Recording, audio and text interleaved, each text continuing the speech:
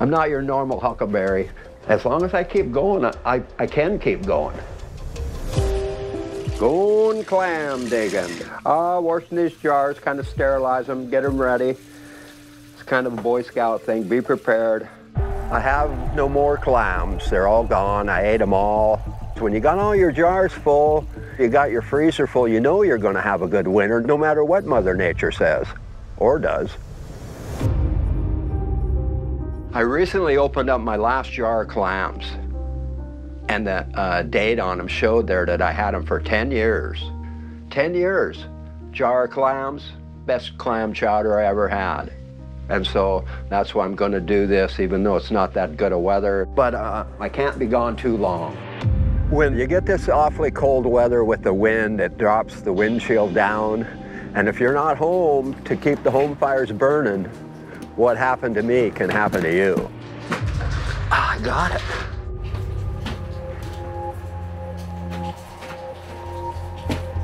Well, at least the water's running in the back still. That part's thawed out.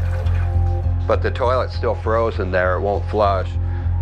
Well, this time of year is really hard when you're not a plumber. If you're not prepared and you didn't do it right to start with, well, this is what you get. But you can see there that this is one of my favorite places, normally. But right now, this is quite a mess. It's going to take a little while before this thaws out. I'm going to gamble a little bit. I'm going to leave the house unattended. Hopefully I don't have any problem, and I'll be able to go and get me some clams and stuff and be the fat cat again. That's the competitor. He ate all the clams. That's why it's so hard for me to get clams now. Yeah. Yes, that's an old one like me there. See how white his hair is and everything? He probably don't have no teeth either.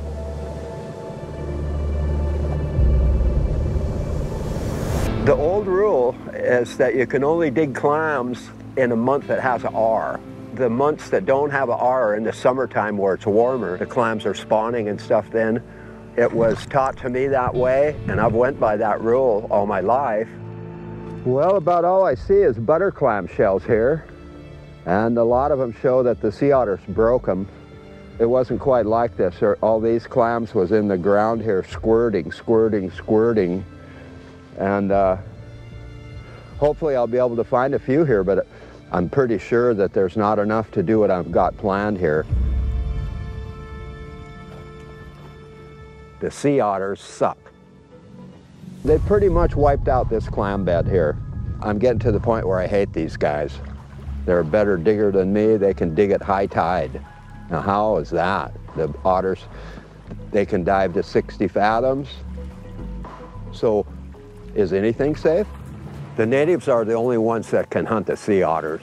And they're sure cute, but they're not my friend.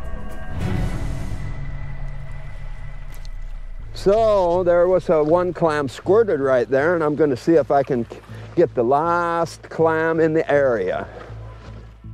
Not much here. Well, there's a butter clam right there. I'm just going to open this one up.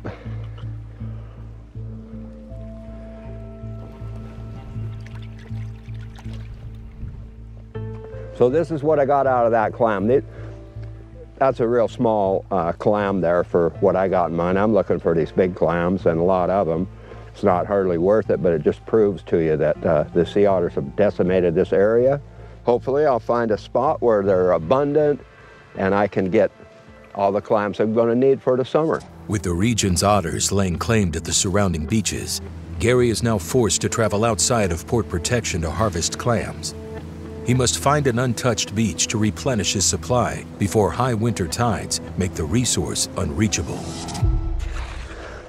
I used to wave at the sea otters. Hey, they're waving back. I don't wave no more. They ate all my clams. Right now, this spot looks like $1 million to me. There's clams squirting everywhere. If I can't dig one here, then I don't deserve to get a clam. This looks beautiful. If an old man can dig a couple buckets here on a tide, I think that's a real good sign there. That them kids ought to be able to come up here and fill a wash tub full in no time. Some people kind of think there's something the matter with my diction here. When I say Washington, I'm from Washington, and I'm going to wash my clams. Found one. Look at that. As a subsistence hunter and gatherer, I'm very pleased with this spot. This place is going to feed me for a long time. I'm sure there's going to be some people quizzing me about where I went and how hard it was to dig them. I might kind of a little bit, though. I'm telling them that was all I could do to get these 2 buckets full. Today, I feel like I pulled a fast one on the otters. I got 2 big buckets of clams, and they didn't get any. I don't know, I might have bit off more than I can chew here, but I guess I'll try to stay ahead of the tide. It's a hard life here in port protection, but it's a good life. It's good for you, make you tough. It's not a rich man's life, but I feel rich.